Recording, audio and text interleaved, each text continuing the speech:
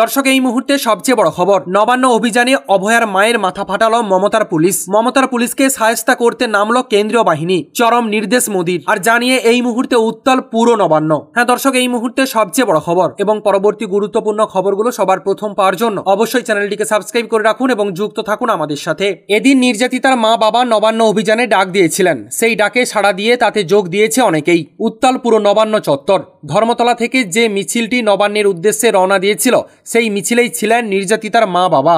মিছিলটি park street থেকে নবান্নের উদ্দেশ্যে রওনা দিয়েছিল, কিন্তু পার্ক স্ট্রিট মোড়েই মিছিলটি আটকে দেয় মমতার পুলিশ। তার কিছুক্ষণ পরেই পুলিশের সঙ্গে আন্দোলনকারীদের ধস্তাধস্তি শুরু হয়। সেই সময় নির্যাতিতার মা আঘাত পান বলে দাবি। অভিযোগ, ধস্তাধস্তির সময় মহিলা পুলিশ কর্মীর লাঠির আঘাতে নির্যাতিতার মায়ের কপাল রক্তাক্ত হয়ে ওঠে, ভেঙেছে হাতের শাখাগুলো। পার্ক স্ট্রিট মোড়ে ধস্তাধস্তির পর নির্ধারিত পথ ধরেই হাঁটা দেন অভয়ার বাবা মা। তাদের সঙ্গে রয়েছেন আরও অনেকে। রয়েছেন বিরোধী দলনেতা শুভেন্দু অধিকারী ঘনিষ্ঠ কৌস্তব বাগচি, প্রীতম দত্ত। তারা রেস কোর্সের পাশ দিয়ে দ্বিতীয় হুগলি সেতুর র্যাম্পের দিকে এগোচ্ছেন, কিন্তু মূল মিছিল এখনো পার্ক স্ট্রিট মোড়েই আটকে রয়েছে। অভিযোগ, অভয়ার মা বাবা রেস কোর্সের পাশ দিয়ে এগোনোর সময় আবার তাদের পথ আটকায় মমতার পুলিশ। সেখানেও ব্যারিকেড করে দেওয়া হয়েছে। প্রথমে গ্রিল, তারপরে শালবল্লার কাঠামো, তারপরে বাঁশের ব্যারিকেড। ধর্মতলা থেকে মিছিল শুরু হওয়ার আগে সেখানে পৌঁছেই পুলিশের বিরুদ্ধে অভিযোগ তুলেছেন অভয়ার বাবা। তিনি বলেন, আমরা যে গাড়ি করে আসছিলাম তার নম্বর সব জায়গায় দেওয়া হয়েছে, আমাদের গাড়িকে বারবার আটকানো হয়েছে।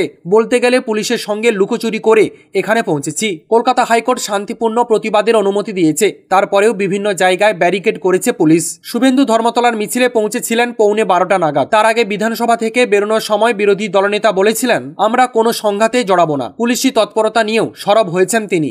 তার প্রশ্ন, পুলিশের এত ব্যারিকেড দেওয়ার কি প্রয়োজন? শুভেন্দুর কথায় মুখ্যমন্ত্রী সকলের মুখ্যমন্ত্রী হয়ে উঠতে পারেনি।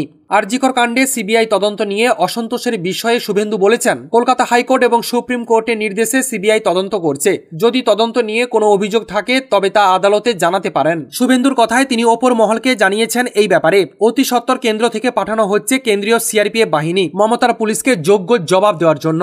আর এমন খবর পেয়ে পুলিশ বাহিনী বাড়াচ্ছে এদিকে মমতাও। ঢলে ঢলে নামছে রাজ্য পুলিশ। সবকিছু মিলিয়ে উত্তাল এই মুহূর্তে পুরো নবান্ন চত্বর। তো দর্শক, আপনারা কাকে সমর্থন করছেন, মমতার পুলিশ নাকি অভয়ার বাবা মাকে? এই ব্যাপারে আপনাদের কি মতামত রয়েছে অবশ্যই কমেন্ট সেকশনে, কমেন্ট বক্সে জানাবেন। আপাতত এতটাই। পরবর্তী গুরুত্বপূর্ণ খবরগুলো সবার প্রথম পাওয়ার জন্য অবশ্যই চ্যানেলটিকে সাবস্ক্রাইব করে রাখুন এবং যুক্ত থাকুন আমাদের সাথে।